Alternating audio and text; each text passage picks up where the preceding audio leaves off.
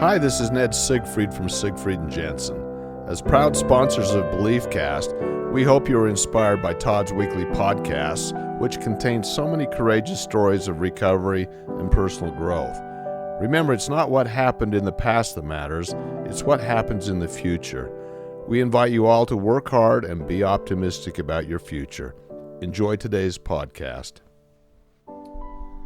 And we are back. This is Todd Sylvester with the Todd Inspires BeliefCast. Thank you once again for tuning in. You guys are amazing. I can't believe where we're at. I was just talking with Brooke here, who's our next guest, which I'll mention in a minute, but where I'm at, just kind of pinch myself, right? Huge. It's crazy. But it's because of all of you guys tuning in week after week and then sharing these episodes, especially those that you know and love who are struggling, because the responses I'm getting are like, hey, it saved my life, or thank you for sharing this because I'm looking at life differently now, or I want to reach out and help people now. It's just been so cool. And I do need to give a shout out to our sponsors, Siegfried & Jensen, Wasatch Recovery, iHill Institute, and Veracity Networks. You guys are fantastic for believing in me. I can't thank you guys enough. And then also our previous guests. You guys are amazing. And today's going to be no different. Today we're joined by Brooke Mangum. Brooke, thank you for joining us. I'm so glad to be here. And on this podcast, like you're saying, this is just what it stands for and everything like that. I could not be more thrilled to be here. Wow. Well, it's an honor to have you here. And Brooke looks amazing. I'm dressed in scrubs. Whatever. I'm getting intimidated. He's got a clipboard over here, people. I'm used to asking the questions. I know. I'm putting her on the spot. You are. I'm sweating over here in my Steve Jobs turtleneck. Well, Brooke has a beautiful daughter, Ava, of 2 years old, and she's married to her sweetheart, Brandon, and lives an amazing life. And it's a little background on Brooke. She's an entrepreneur and a media personality. She received her degree in mass communications and journalism and has been broadcasting for more than a decade. Brooke was a radio personality for iHeartMedia for several years. During her tenure at iHeartMedia, the program she co-hosted and co-produced grew from a local morning show to a syndication on rock stations all across the U.S. Again, I just am so blown away at just how you live your life and all the success you're having. You're so kind. No. You're also currently the host of Fresh Living, a lifestyle TV show for CBS affiliate KUTV in Salt Lake City. Many people listening to this have probably watched you. I'm sorry, everybody. I'm sorry for what I did on KUTV. She also co-hosts a podcast called Living Unscripted Podcast with Caitlin Hansen, which you all know, who's also been on the podcast, yes, which has been great. You have formed Opta Brands after seeing how the positive impact of CBD products have been on your life and the lives of your family and friends. Opta Brands currently has several celebrity product lines under the umbrella, and then you also have you're with Tommy Chong CBD, Mike Tyson's I Am 21, and then Opta Naturals has been endorsed by a celebrity doctor and New York Times bestseller author Mike Moreno. Did I say that right? Yeah. So Mike Moreno. Yeah. Moreno, sorry. Hey, it's hard. It's tricky. Yes, and you're also the founder and co-designer of genderless clothing lines called Subject to Change. You're making me sound very busy. And the list goes on. I mean, I'm just scratching the surface here, but you really are just doing a lot of good in the world, and we're so fortunate to have you here today to kind of share some background on you. And I always love to start with, tell us where you grew up and about your childhood. Yeah, absolutely. Yeah. So born and raised here in Salt Lake City. Like you said, I went to the University of Utah. Go Utes, who are doing great right now. Are you going to the Rose Bowl? I wish. I got, like you also said, I have a 2-year-old. So that's true. The fun kind of goes out the window. But yeah, born and raised here in Salt Lake City. And I just had a fantastic childhood. I was really lucky in that regard. My parents, they're still together. Right. Wonderful, wonderful people. I came from a pretty good-sized Mormon family. Okay. I only have 2 siblings, but the larger family is quite large. But in that family, I was always, everybody was so wonderful, and I'm so grateful. But I was a bit of a black sheep. Okay. Was always I was always a little bit different from the rest. Yeah. That just wasn't my path. And I struggled with that a lot as I was younger. I was trying to find where I fit in my family, in the world, like we all do. Right. And I didn't feel like there was a spot for me. And that is not to my family. They were incredible people. This was my own personal thing of just going, I'm a little bit different from everybody. Yeah. And I don't fit in the line. That's just wasn't me. And so I struggled with that as I was younger, trying to figure out who I was while separating what I was supposed to be, what I thought I was supposed to be, right? Yeah. Well, I think, and I'm glad you point that out. I think we all go through it trying to find who we are, Right. where do we fit. Doesn't matter what religion. But also even being raised in a religious family, it's tough because, black sheep always comes with something, it's like a negative. Right. But I actually think it's a superpower.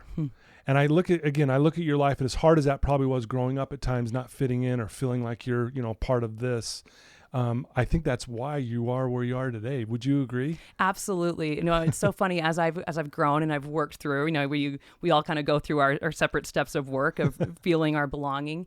And it has become my superpower. Yeah. You don't want to fit in. You want to be different. And Yeah. going through those hardships actually prepared me for the life I was going to live. Yeah. And I would say that to anybody that's struggling or going through a hard time right now. Be proud of this struggle. Yeah. You're getting your merit badges right now. You are Right, getting what is for going to sure. build you up and is going to make you so resilient moving on. Mm-hmm. There's so many things that I look back that I have been through, and during the time you're just like, why is this happening to me? Yeah. Why does it have to be so hard? Right. And now I look back and I go, that's the best thing that ever happened to me. Wow. Was making those decisions and going against the grain. Yeah. Because that's what sets you up for the rest of your life. Yeah, I love that. I kind of feel like life happens for us.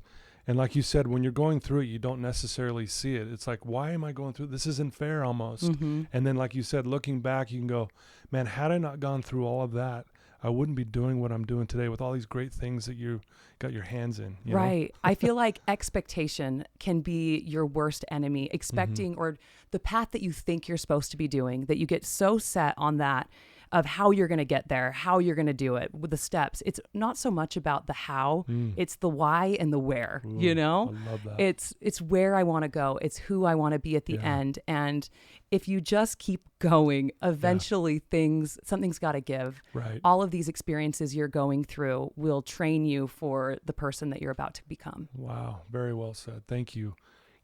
Growing up, tell us a little bit more, obviously you're a very driven woman. You live with passion. You're doing all these great things. You're not afraid to jump into something. We'll talk about that in a minute.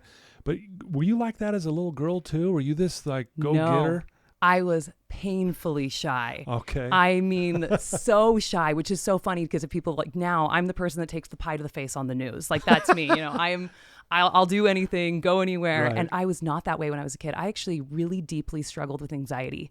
I was terrified of my own shadow. Really? Okay. I was so afraid of everything. My poor mother, I now look back at all these things that I put this person through. For an example, just to give you an idea of how please. bad this was. Yeah. I was first day of second grade, this young, and it was even worse when I was younger because I didn't have the tools yet to deal with this anxiety. And I go into second grade, the teacher is, of course, just running down the syllabus and the curriculum, all the things that you're going to be learning. Yeah. And she said that we're going to be learning our times tables this year. And in my little anxiety-ridden brain, I hear that and I go home and I'm in tears and I'm terrified. I'm hyperventilating because I'm telling my mom, I have to learn my times tables by tonight. I have to have them all done because tomorrow, if I don't have this, I'm going to fail second grade. I'm going to destroy my life. I'm then never going to go to college and I'm going to live in a cardboard box. That was my brain working which I laugh now because I'm like, oh my gosh, Brooke, calm down. But that's still inside of me. I'm like, ma'am, calm down. But that's what it was in my mind was all of those things. And somebody that has anxiety, it's all of a sudden you can get so wrapped up in your own mind, your own limiting beliefs, telling you you're not good enough, you're not worthy of this, you're never going to amount to something, and you can't do this. And those are the voices that just run through your head when you have anxiety, even something stupid like your times tables, right? In second grade. Yeah. And that was something that I really struggled with. And I still do to this day. Yeah. I'll get in my own head and I can give myself the yips quicker than anybody, where all of a sudden I'm over here like, oh my gosh, I'm sweating. I can't speak. I can't do this. And it's so funny when I tell people this because of what I do for a living. Yeah. I'm supposed to talk pretty for a living, right? Yeah. I'm a broadcaster. That's what I'm supposed to do. But it was really quite debilitating as a kid. Wow. And I had to find some tools. I had to figure it out. And a lot of that figuring it out is you need to fail and realize that life goes on after the worst thing that can possibly happen can happen. And it's still actually going to be okay. You're not going to end up in a I'm not in a cardboard box yet. Right. But you know what? Even if it got there, maybe I could get out of that cardboard box. I think sure. I could. Yeah. No, I'm glad you said that. And, you know, you talked about these limiting beliefs. I'm not good enough. I can't do this. It's too hard. You know, I'm very passionate about belief systems. That's why I call this a belief cast, because our beliefs dictate our behavior. Yes, they do. And, you know, and it started obviously as a young girl, you know, struggling in second grade. And obviously you didn't have the tools at that time. And, you know, looking back, you can kind of laugh at it. But at the time, it was very real to you. Right. You know, and what that does, you know, it caused probably a lot of suffering in your life as you were younger. Absolutely, right? it did.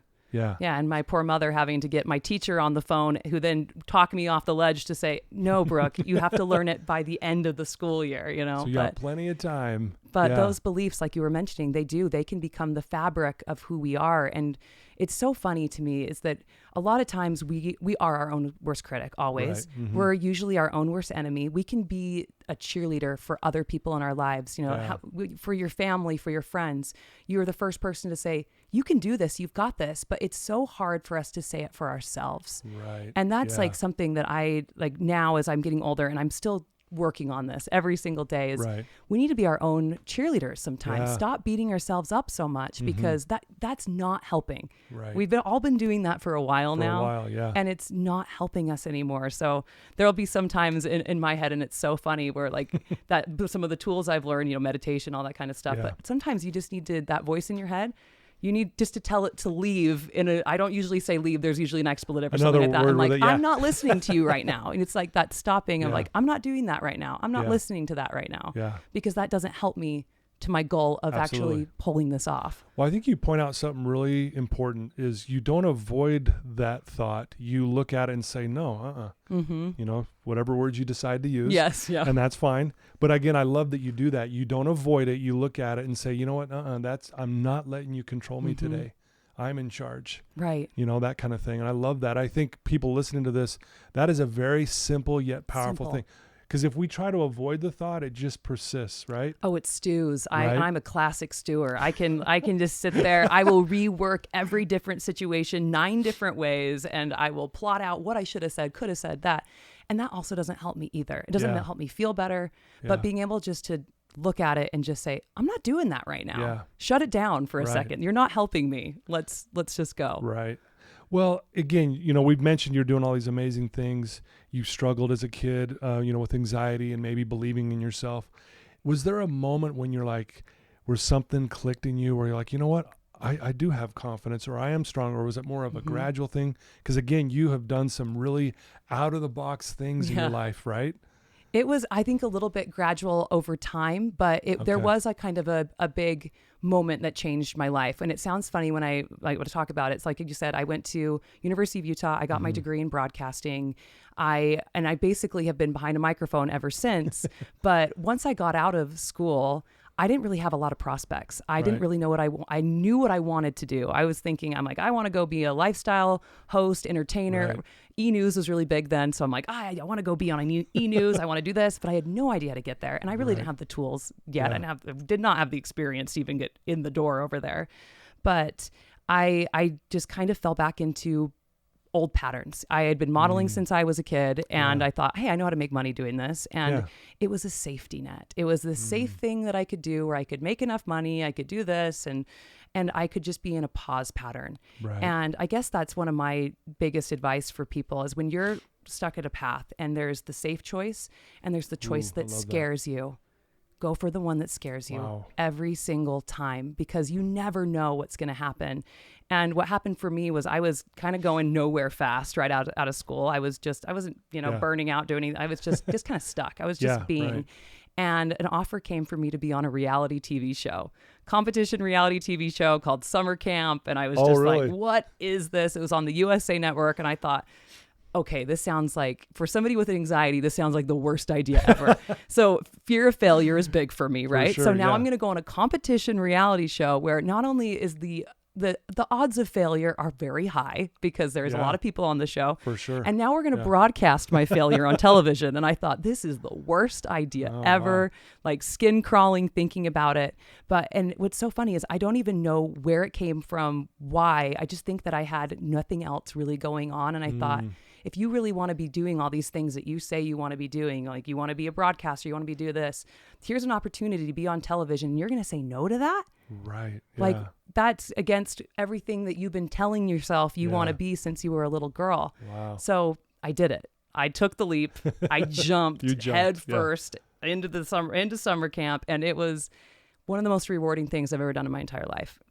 The show was a failure. The show was ridiculous. I can't recommend you watch it. I don't think my mother even watched all the episodes. Right. They sent adults back to summer camp. It was one season only. But what ended up happening from that experience was that I was solely on my own, and I had to rely on myself. Yeah. I was completely out of my element. Right. And I ended up meeting some of my best friends in the world on that. One of my business partners for that genderless clothing line, which we'll talk about. But the experiences that came from that show then led to so many more. I did the press tour for that show, and I ended up being on Extra TV, one of my goals. I ended up doing WWE ringside interview. I was on the Today Show, and I got to see firsthand my heroes in action. I got to see Maria Menounos do an interview. I got to see all these things. I got to see that level that I've always wanted to be at, truly perform and be a part of that. And then I got a call from their PR company for that show, and they said, hey, there's a local radio show, rock morning show. They want you to come on and do an interview. And at that point I was saying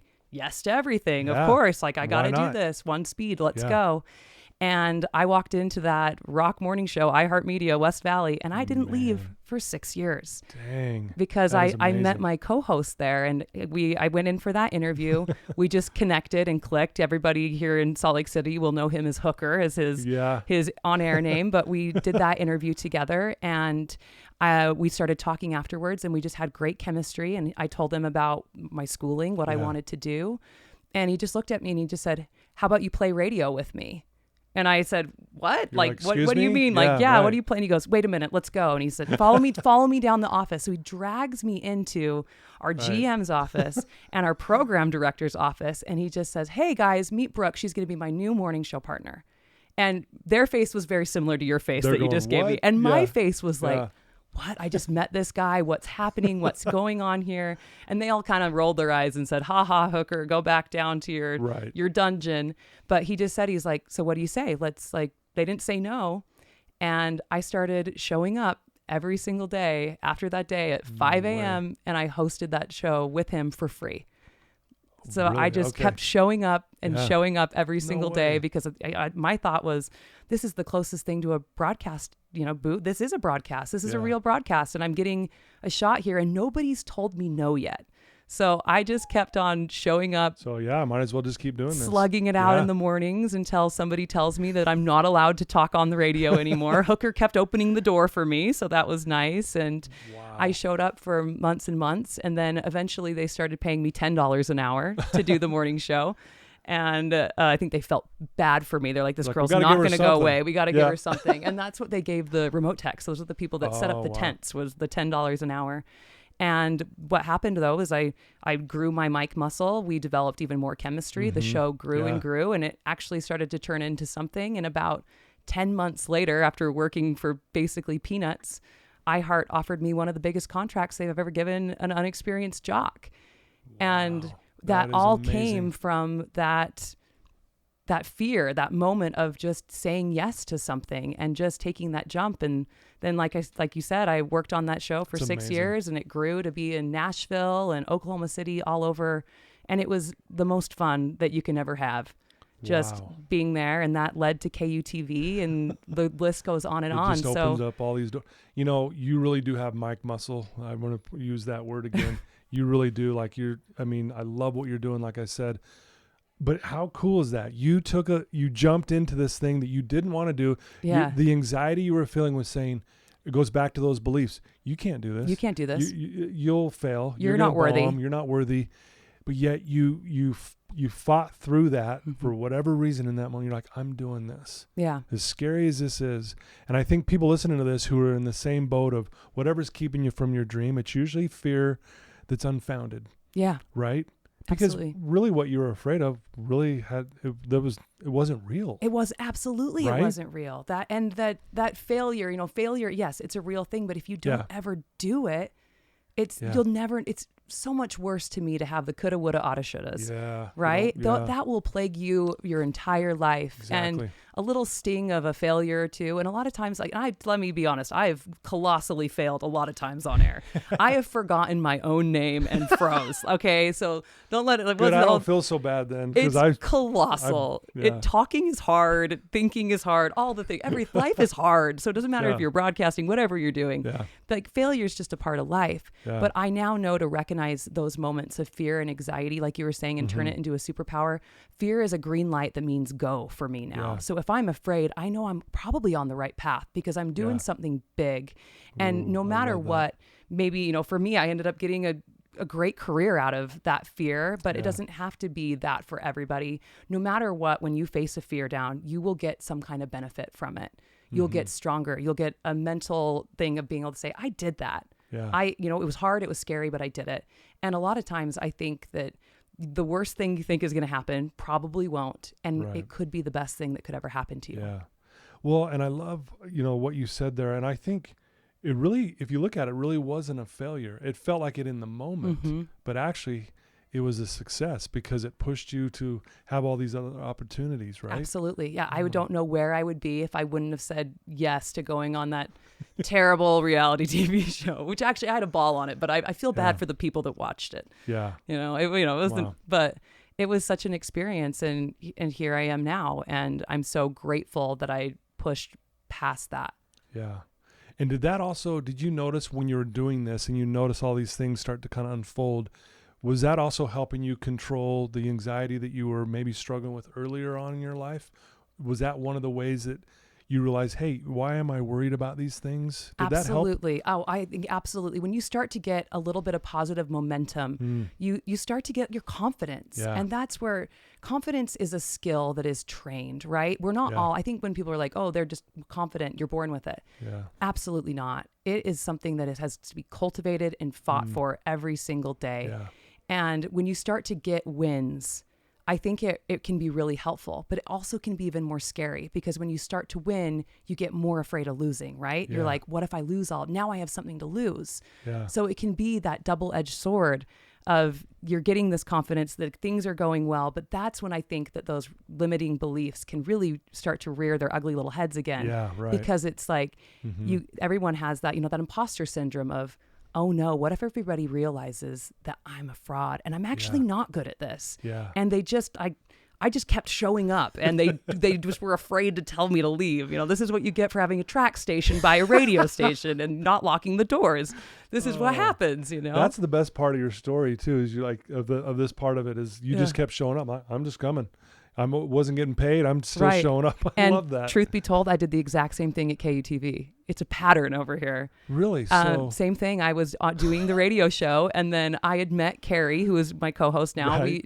We'd met doing a radio commercial. Yeah. And I heard through the grapevine, through a friend, that they were looking for another host. And I'm like, wait a minute, I know somebody over there. So I called her and I said, hey, friend, yes, I would love to come in as a guest host. And she said, okay. And so I came in as a guest host and, worked for free. And then I just said, whenever they needed a guest host, I'd love to do it. So I started showing up again, and I was racing, and I was still doing the radio show at that point. So I'd wake up, go do the radio show. I would get ready for television while I was there. So I'd have a curling iron in my hair yelling at my co-host, talking about God knows what on the radio because it was a rock show.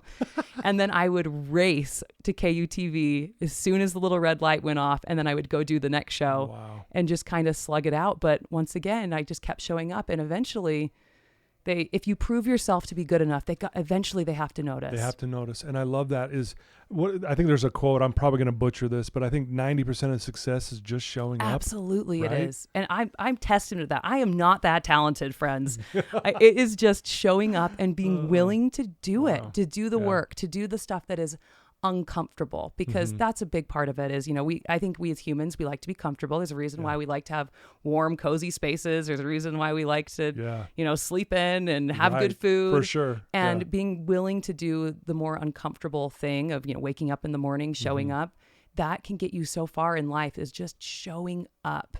Right. And just not really worrying, like I was telling you before, not really worrying about how you get there. Yeah. But just knowing that I'm doing something, I'm trying, I'm doing my best right now. And if I keep doing this, eventually something has got to give. Yeah, I love that. And you're proof of that on the other side of fear is where all the blessings and the rewards are sitting. It's the good stuff. It's the good stuff. And we just got to go through that. Like you said, and, I read an article about you where, you talk about how you just jump. I just jump to it. I'm just going to jump through this. And I think it's a good visual in my head. Here's this fear, but I'm going to jump right at it because I'm going to tackle it. And then I'm going to, earn the rewards that are waiting on the other side. And I now know you'll never regret it. Yeah. You'll never regret taking that jump. And how many times you might jump and you'll miss. Yeah. That happens. Yeah. But you'll never regret just going for Yeah. it because at least you tried. Yeah. And there's so many times you can look back and go, okay, and I wish I would have done this. I could have, and that is so hard. Yeah. And a lot of the times now I look back at things that, like you were saying, that I failed at and it didn't work. And I'm now like, thank God, because Right. that wasn't what I was supposed to be doing. Like, Yeah. can you imagine if I would have done that path? I would have missed out on All of this. all these other Yeah. things. So even it's so hard when we're in that failure not to just go back to, well, of course I failed. I'm a failure. This is what I do. Right. It's Wow. not to don't listen to that voice. This failure is going to be something that can teach you so much in your life. It's funny. Especially as a business owner, like you were saying, I now look at shortcomings. They used to be the thing that I would be so embarrassed about. I'd be so worried about having, don't let them see me. Don't let them know that I don't know how to do this, because if they know, then they're going to think I'm not qualified to be CEO or whatever. Right. And I now know to look at my shortcomings. Your shortcomings they're brilliant because they're the roadmap that you need to hire the people around you or to find your tribe that fulfills those holes in your life. Right. Like that's what now I'm like, I'm not good at this. Fantastic. We need to find somebody that's good at that. Yeah. But own the part that you're good at. Know that, hey, I do have a place here. I am worthy of this. I can do this portion. But you don't have to be good at everything. I thought that for so long. And I think that was a lot of the root of my anxiety as a kid was I thought that I had to be good at everything. I thought I had to be perfect. I thought that I had to fit that, that perfect mold. And now I realize that you don't want to be that because you can't be good at everything. It's impossible. And it's so much better, especially as a team leader and a business owner, it's much better to be good at something and then have people that are excellent at other things fill your gaps. Yeah. Because you're only as strong as your team at the end of the day. Oh, that's beautifully said. Thank you for sharing. Thanks. That's wow. So, okay, you're currently the host of Fresh Living, and you've been there how long now? 4 years almost. 4 years. That's really cool. Congrats on that as well. It's been fun. It's a good time. And then you've got your hands in a bunch of other things. We talked about Opta Brands. Let's talk about that.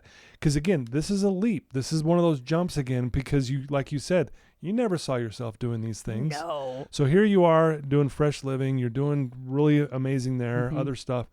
Why did you get into this? And why don't you explain to our listeners what Opta Brands is? Yeah, absolutely. So just Opta Brands is just so you kind of an idea. We're a digital brand activation company. So that's a fancy way of saying we build brands.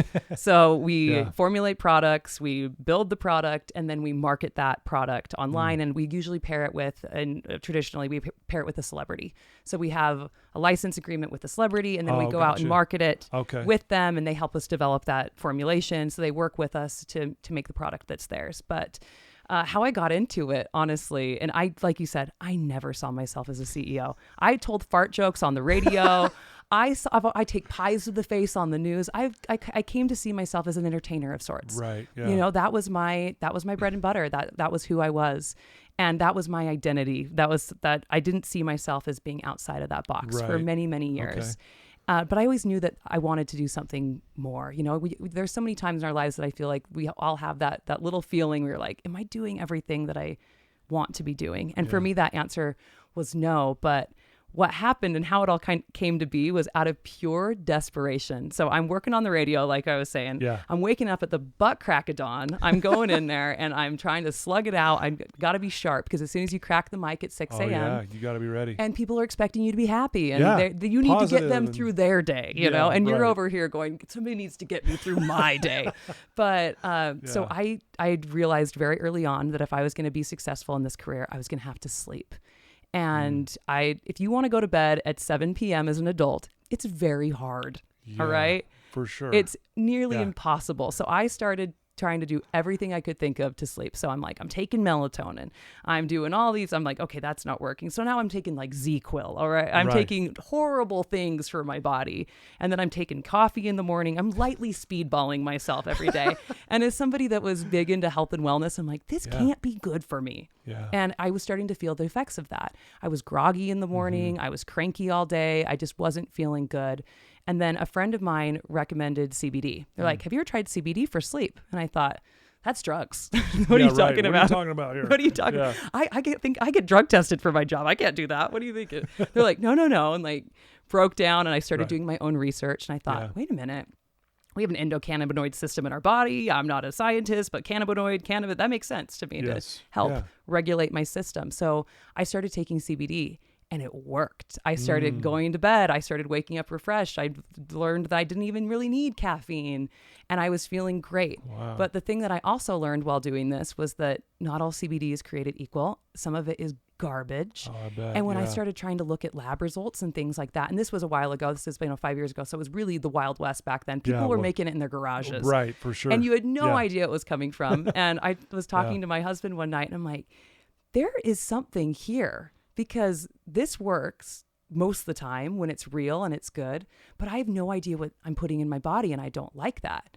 We should look into this. And that spiraled into us developing our own CBD. We found the best growers. We found the best extraction facilities. We started looking really into this, and we created a product that we still use today, which attracted the attention of Dr. Mike Moreno as a doctor, and saying that, this stuff is good. And then that attracted Tommy Chong, and then the rest was history from there. And it was just so funny of something that started as a desperation for my own personal healing and sleep. Yeah, right. Grew to be this big brand activation company, because we discovered along the way that we weren't just good at making CBD, we were good at building brands. Wow. And as a broadcaster, I've been unknowingly, to me, honestly, I've been building brands my entire career. Yeah. I've been a brand ambassador as a model. I've been, we're all adults here. There's a lot of sales in broadcasting. You hear the endorsements that you hear on the radio, and the same thing with television. You're all showcasing products, and we just kind of realized that we had something special. And like I was saying before, there was a lot of things that I didn't know how to do. So I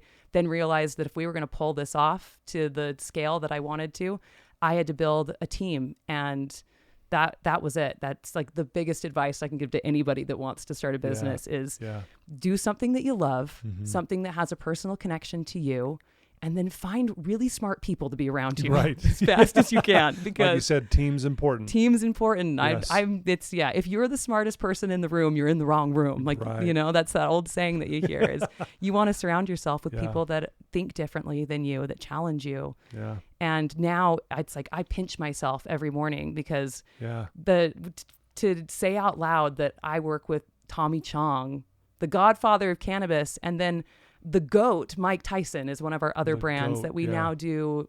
We don't just do cannabis. We do sports performance and things like that. But I have to just go, what? Yeah. Whose life am I living right now? And that's like, again, it's like, even with all of these things happening, I still struggle with limiting beliefs every single day, because I'm like, those voices in your head go, eventually somebody's going to realize that you're not qualified for this. Who are you? Right? Yeah. Who gives you the right to do these things? Exactly. But again, you are earning that because you're stepping through that fear like we keep talking about. Yeah.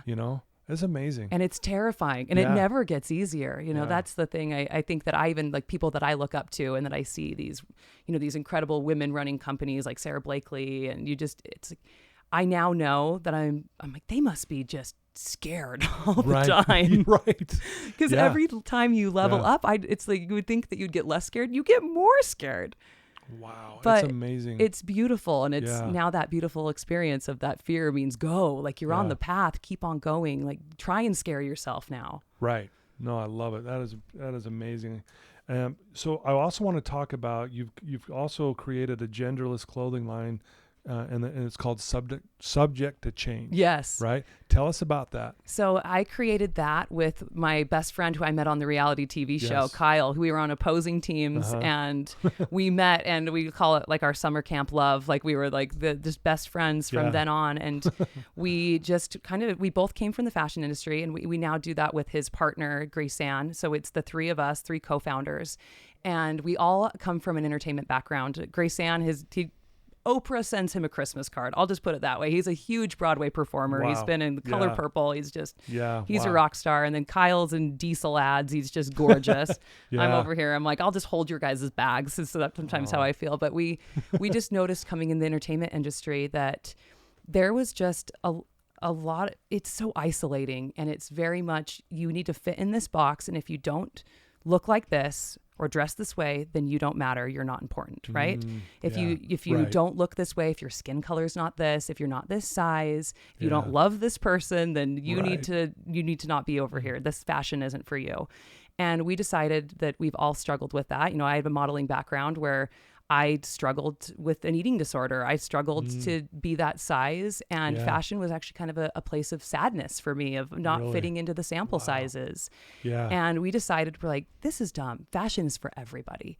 It doesn't matter who you love, what color your skin is, what size you are. Yeah. You should be able to enjoy fashion to the fullest. And that's really the motivation behind this clothing line. So it's genderless, completely genderless. Okay. It's for everybody. Yeah, it's for We have anyone. sizes, so you can figure out your size. Yeah, but right. it's like the size doesn't matter. You're getting the exact same style, and it's cool for everybody, because fashion's supposed to be a celebration of who you are. That's getting dressed is supposed to be fun, right? Yeah. Like it's so many times as it hasn't been fun for me. So I understand that place of not fitting in. Growing up when I was modeling and things didn't fit, I wasn't that size. It was a place of deep sadness for me. And then again, getting pregnant and having a new body, it's like getting dressed is the most terrifying thing you're ever going to do as like a "Geez, I new can't mom put and a these pregnant on." woman. Yeah. And that was just the championing of that brand, is we want this to be fun for everybody. We want this to be so inclusive. Yeah. And that's kind of where the name, we actually couldn't think of what to name our clothing brand until the day before the photo shoot. And so we left it as the line item subject to change, because we're like, everything's subject to change. And we thought, Everything is, yeah. actually, that's a great name for our It's a brand. beautiful name, So yeah. here we are, because everything is subject to change. The way you're feeling, who you are, everything. Yeah. We all are just different, and we morph and we change throughout our lives. And why do we have to put a label on it? Dang, that is amazing.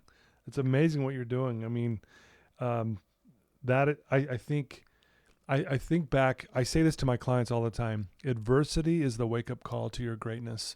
It's beautiful. It's And big. and if you think about, even the black sheep, right? Yeah. You're labeled the black sheep. You didn't fit in. You're going through some adversity, obviously, in your life. But look at what all that has done. Look at how the doors that have opened. And I think because of that, it's woken you up to the greatness that's in you. Right. I love what you said. That's so beautiful, because it's so true. The moments that can seem the darkest are usually right before it starts getting good. Yeah. And if you can just push just a little bit longer, if you can just hold on a little bit longer, there's something else for you there.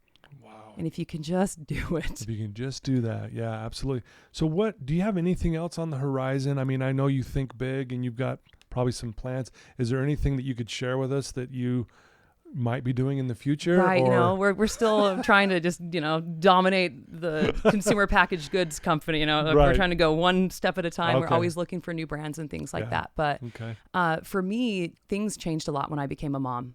I started thinking differently. Well, I think Sure. you have to start thinking Right, differently. yeah. You see this little person that they hand to you, honestly, and you have no idea what you're doing. They really shouldn't do that. They're like, here's your baby, bye-bye, see you later. And So you're sitting true. here like, who's going to take care of this with me? Wait a minute, who's going to show me? Right. True story. As soon as I had my daughter, the nurse comes in and I'm sitting here for the first time and I'm, any questions? And I said, yeah, how much water do they drink? And that's when she went, ma'am, they don't drink water. You cannot give that baby water. You're like, what? And I'm like, oh my gosh, I know nothing. Oh my gosh, I thought I was a smart person. Oh, So man. there's just little things like that where it just changes That's your hilarious. perspective on everything. And I'm watching this little girl grow up, and it has really empowered me to, and also being a female business owner, I want to make an impact that way. I want to make it easier for other women to find their place in this world. I want to help. I don't know. Being example sounds too grandiose for me. That's not. But I want to help chisel out a path that makes it easier for other people to come up. And the only way that we do that is that we get other people who are different to be in higher places, Yeah. whether you're a woman, whether you're a different ethnicity, whether what doesn't matter what makes you a minority. We Yeah. just need to make a path for that. And so Yeah. for me, being a woman, that was the one that I resonated with the most, right? Gotcha. Sure. I've lived it. Yeah, right. And seeing my little daughter, I just see her and I'm Yeah. like, I want you to be able to rule the world, baby girl. Right. I want to make this easier for you. But also as a that. mother, I see them with these technology. I see them, like my daughter gravitating towards this phone. And I don't really know where we're going to go with this yet. And that's, I probably shouldn't be talking about it because I don't know the end goal yet, but there's something that is motivating me to, I want to find a way to have technology empower young girls in particular, because I love that. how many times I'm like, we're grown-ups here. How many times have you been scrolling on your phone and you feel terrible about yourself after you get off Instagram? Yeah, you're like, oh. And I didn't grow up with Instagram. It wasn't even a thing until later. I remember MySpace and when Facebook, you had to put your college ID in. That was my era. And I'm thinking that I got through a lot of my really difficult times without it being broadcast on the internet. I'm thinking about going through high school again with it really being like having that. It sounds terrible to me. And even their adolescence now. So I'm motivated in some way to find a way to make technology empower young girls instead of to take, because it's a tool. And I say this as somebody that has an Instagram account that actually uses it to make money. Like I monetize my Instagram, and it's a tool that it either uses you or you use it. And I don't know what that looks like. So if there's somebody listening right now that can help me with this idea to flush this out, please call me. Call her. Call me, but because I'm really scared about the future for our kids. Boy, you hit it right on the head there. I couldn't agree more that there needs to be something. These kids, I can't even imagine. I can't. What they're going to go through. I had a client that I was meeting with the other day, and I hope it's okay to share this real quick. Yeah. This is your story. No, this is. I like this. 8th grade girl, depressed, sad. And that's why the parents reached out to me to work with her, and we're sitting there, and I said, "How much time do you spend on social media?" And she goes, "Maybe about an hour and a half." And I go, "Can we look?" Yeah. So she grabs her phone. You how you can check your screen time. You can so see. she gets there, and her eyes get all really big. I go, "What does it say?" And she goes, 7.5 hours. Wow, that's a full-time job. That's a full-time. And I go, "What are the top 3 things you're on?" She's like, "Instagram, TikTok, and YouTube." And I said, "This is probably the main reason why you feel like you feel right now." Yeah. Long story short, we worked her through to get her to the point where she's on it a half hour a day. See, and that's from 7.5 to a half hour. And I kid you not, Brooke, she is on fire. That's so she beautiful. Goes, "I can't believe how good I feel." And I go, "You never would have gotten here had you let this keep stealing your attention." Absolutely. She had to do some other things. We got meditation, those things that you do. And so anyway, I just wanted to share that with you because I think it's so needed. And I think a lot of times, like she didn't know how long she was on it. She had no clue. Because I do that all the time. I get that screen report and I'm like, "Oh my gosh, what was I doing?" Like, I don't Did I really spend that much time? Did I really spend that much time on there? And you never really, like, I now try and use who I follow. Like, we have a lot of control over who we follow, and there is some great stuff out there. Don't get me wrong. There is some beautiful stories out there. There's some great accounts, but there are also some things that can make you feel bad. And it's not even that person is trying to make somebody feel bad. It's just what we do to ourselves. Yeah. It's once again, like we were talking about, like we can be a cheerleader for so many other people, but when it comes to us, we just come up lacking a lot of times. Wow. And it's just those moments that I see my daughter and she knows how to use she's 2 and she'll knows how to use the phone. Like she gets on it and I'm like, "Oh my gosh, I've got to figure this out a lot faster than I thought." Yeah. My because 4-year-old she sees me with the same way. Yeah. And it's like, we can't, I do use mine for work. I can't not have my phone. I really try to not have her see me on it. And I try not to just idly be on it, but we've got to figure out something quick as a society or we have created a monster that we can't control anymore because we're adults. We'll put that energy out in the universe and we'll send it your way. Somebody help. Help Brooke figure this out. This would be great. And anything I can do to help there would be amazing. What is it? I want to ask you just a few more questions. Yeah. What do you do you're really big into health and wellness. I know that means a lot to you and you exercise, you take care of yourself. How do you take care of, what's like your self-care look like on a day? Okay. What does Yeah, that look like? absolutely. So I bet you've had so many people on here talking about morning routines, and I will be Yes. no different. Here we Yes. are. No, I'm they're telling you, amazing. man, It's game changers. they are game changers because Yes. I, as somebody that woke up at the crack of dawn for so many years, my morning routine was rolling out of bed, putting the clothes on that I had laid out, and just getting out the door Right. and being a zombie in the car. I had zero morning routine. So I have lived a long life with zero morning routine. Okay. My routine was just trying to get to the radio station before the red light turned on. And many times I failed. I would walk in mid-break and just sit down like, sorry, I'm here. I made it. But a morning routine is crucial for me. That really sets me up for my wellness. Mm-hmm. So if I'll kind of like walk you through what I do. So Yeah, please. I like alarm clock goes off. I really try not to click the snooze button anymore because it's like, just start, be present. Just Don't prolong it. Like it doesn't help you. So what I do is I wake up, I like have a big glass of lemon water. That's something that just kind of helps me get up. And I've discovered that I am not as tired if I just drink some water in the morning. It sounds so dumb, but No, I've heard that I have a works. lemon water, and then I meditate. I immediately meditate, and I do kind of my own spin on a meditation because for me, just sitting there and like trying to not think of anything, that doesn't work for me. My mind is too crazy. I'm like, I also have a hard time when people are like, I'm manifesting this. And I'm like, okay, you're sitting on a pillow and you're thinking about what you want. Yeah. But I now know that there's tools, and that actually does really work in a lot of ways of just helping you. And it really helped me get through my anxiety. Because I wake up pretty anxious, every morning, like, oh no, what am I forgetting? What have I not done today? Much to do. What do I have to do? So I start my meditation. I do a TM practice. So there's a mantra that you kind of do. So I kind of start with that. And then I roll into a gratitude practice. So I just think, what am I grateful for? This. And a lot of times I do this in my bed. So I'm like, I'm thankful for this warm, cozy bed. It can be little things that you're grateful for. Or it could be like, I'm grateful for clean water, because a lot of people don't have that. I know. Just starting at these grand concepts of what you're thankful for. And that is probably my favorite part of my meditation, because it physically and emotionally shifts you. When you start thinking about what you're grateful for, it just, I don't know how to tell you. It's just the warm fuzzies all over. Yes. So I do that, and I just kind of, I work through, I do about 10, probably a 10, 15 minute meditation. So I do the gratitude. Love it. And then I move on to what I would call my manifesting phase. But for me, like other ways of manifesting, it just didn't make sense to me. So how I do this, and it sounds so funny, and you'll feel really dumb when you do it. I act like I'm talking to my best friend. So Caitlin Hansen, for example, you guys all know. Yes. I start describing my life or the things I want to happen as if they've already happened, and I'm telling my friend about it. Like, you're not going to believe how amazing today went. I woke up, I had all this energy, I had all this time with my daughter, I got to spend this time with her, and then I went to my board meeting or whatever, and this is how it went. I hit all my bullet points, so I'm going through my day of what's going to happen, but I'm visualizing myself executing it. Yes, I love and like it. It's already happened. And I kid you not, you will start getting the warm fuzzies of like, I'm awesome, because you're seeing yourself already do it. I love it. So you're no longer afraid of doing it, because you've already seen yourself succeed at it once. So I kind of run through that day, and then I'll even do kind of big goals as well. But I talk about it as if it's already happened or I'm already doing it. I love it. And it gets you pumped. And then I move into like I am statements, like I am worthy, I am strong, I am whatever that, you can just say. And then I usually just, fill it with a thank you. And now I'm done with my meditation.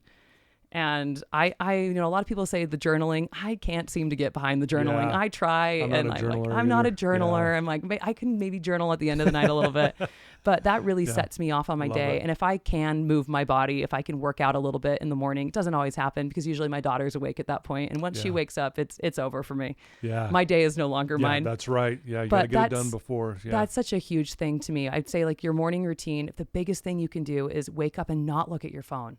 Don't look at your phone first. Do that meditation. Do anything for yourself first before you get to and that, then look at your phone, because once your phone Mm-hmm. is in your hand, you're theirs now too. It's your emails come in, you have this, and it's that anxiety.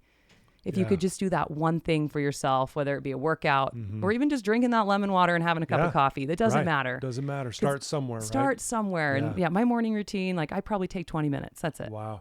You had me at morning routine, because that's big, in my recovery of drugs and alcohol many years ago. It's like my morning meds. It's like, and the visualizing part too. So I kind of do something similar where I have I have a personal declaration statement that states the things I want to do as if it's already happened. Yeah. And then I'll visualize those things just like what you do. It works. But I love how you do that, where I'm talking to my best friend and telling him about it. Right. So I'm going to incorporate that. I'm going to steal that from you. It's fun. I love it. You get pumped. Like you really get excited about it. It's this. And you're basically just telling the universe how you want it to go. So I love it. You might as well put it out there. I love it. It just makes it really fun. Well, if you win the first hour of the day, you win the day, right? Right, If you that's lose it. the first hour, you spend the rest of the day looking for it. That's where anxiety comes in. That's where So you feel like true. you're, and so I can relate a lot with that. So I thanks spin for out. sharing that. You bet. I That's spin out beautiful. with the best of them. So I understand where it's like, it's all going to hell in a handbasket today, that feeling. Well, you've already shared some amazing advice and some, great things. If there's someone listening to you right now who's just in a bad place, they're struggling, and they're just in a dark spot and they don't know how to get out of it, what would you tell them, that one person who's listening to you right now?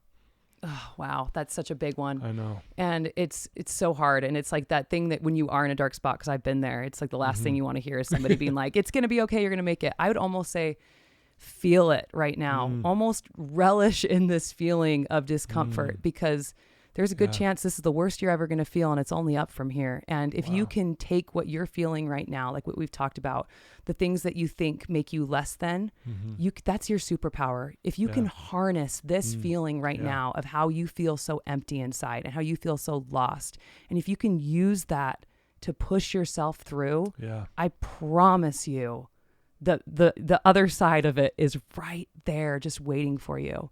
If you can just keep on pushing, you're there. And like everybody is rooting for you. I think a lot of times we feel like nobody cares, especially when we get in that darkness. It's like, I'm a burden to the people that I love. I'm not good enough. It's me. Everybody would be better off without me.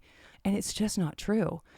In one of my meditations, this sounds so funny, but this is like one of the things that I thought with my limiting beliefs of that. And I started spinning out, even in a meditation. I started thinking about how I'm not good enough, how everybody's going to figure out that I'm a fraud. It's only a matter of time before they realize you're not actually good at this and you're nobody. And I just had this thought, and it sounds so simple, but it changed the way I looked at things for forever. And it just was, what if every negative thought that you had about yourself wasn't true? What if every limiting belief you've ever thought, what if it was a lie? What if it's a lie? Wow. And it just thought to me, I'm like, well, like, why am I so apt to believe the negative things about myself? I believe it instantly. I take it as fact. Of course, I'm fact. Oh yeah, you're not good enough. You're not smart enough. Right. And then you'll have outside factors or even yourself telling you that you are good enough and that you are smart and you are prepared, you are worthy. And we have such a hard time listening to that voice. But the other one, we were like, oh, she knows, like that's fact. And it just, when I thought about that, it changed things for me. I thought, I'm not going to listen to that one anymore. That one's not fun. I don't want to hang out with her. She's the worst. Like that version of me is not the person I want to be. Wow, I want to listen to this voice that tells me I am enough. And I think everything at the end of the day is a choice. And you just have to choose who you want to listen to and choose the version of you that you're going to be. And I don't know about you, but the one that doesn't think they're good enough, they don't sound like very much fun to me. Yeah, right. No, so beautifully said. Do you mind reading that out loud? Oh, yeah. Let's see. Okay, I'm going to trust myself. The most delightful surprise in life is to suddenly recognize there is nothing wrong with you. Yeah. Goosebumps. Yeah. And it goes along with what you were just saying. What if all those negative things are a lie? A lie all along. Because the truth is, it is a lie. Yeah. Like all those irrational beliefs that we have are based off of a lie. Chokes me up when I think about it. Yeah. Because I think we can all relate, because we all struggle with that on some level. Absolutely. So what you said, beautiful advice. Wow. But it's so huge. And I think about this as well when I go into meetings or I'm going in to do a pitch, which is terrifying. And like any time in your life, it's like I get hives thinking about it. Here we go. Oh my gosh. Because you're presenting yourself, especially as a business owner. It's a big extension of you. And it's just that thing is you're like, who would I want to send into the meeting? Do I want to send in that perversion of me that doesn't think that they're enough, that thinks all of these negative things? And it's like, if you could take all of those thoughts away from who you are right now, and if you're you have the same intellect, you have the same experience, you have all of that, but if you just take out the part of yourself that thinks you're not good enough, who would you be in that meeting? It's like, that's who I want to send into that meeting. And you would be the exact person. It's just like how we can just connect so hard to the version that we think isn't enough is to me the saddest thing, and it's something that I struggle with every single day, and we all do. Yeah. But just to know, like you said, there's nothing wrong with you. Wrong with you. Just sit in that for a minute. What? Let that soak in, right? Right. I always laugh with myself with my anxiety attacks because I'll get panic attacks and things like that. And I always have to tell myself, it's like, the good news is it's all in your head. Yeah. But the bad news is it's all in your head. Exactly. Right? And that's like my anxiety in a nutshell. Yeah, right. That is so perfectly said. And it's true. It's like all of it, but we're all our own worst enemy. And if really we could just start being our own cheerleaders just for a second, who could we be? Who could we be? Wow. And look at you. Seriously. You jumped in, man. It's so cool. And I as I look through your story and I think back, all the adversity has led to your greatness. I mean, everything you're doing. And I have no doubt you're going to keep doing some amazing things. These ideas you have, I have no doubt because of your struggles. Well, we'll just keep on going. That's all we can do, right? Yeah. Just keep on jumping, keep on pushing, and you never want to look back and wonder what could have happened. Well, this has been awesome to just sit here and talk to you. Seriously, I appreciate it. This is fun. I'm a rambler, so I apologize if everybody's still here. No. You're not rambling at all. This is beautiful, and I'm thankful that you have been vulnerable and willing to share your life with us, and obviously all these great things you're doing. It just makes me appreciate even more these things that you're doing because of, Thank you. It gives you more authenticity because of the struggles you've been through. So I think that's a wonderful thing. Well, thank you so much. I'm so glad to be here, and it's been fun. Yeah. It's been fun. Well, if people want to reach out to you, Brooke, and get to know more about, your product line and then your genderless clothing line, Opta Brands and all that stuff, what's the best way for them to do that? Best way, just go to my Instagram. I got a link tree on there and everything, so you can go to all the different ones. And I'm just at Brooke with an E _ Mangum, MANGUM.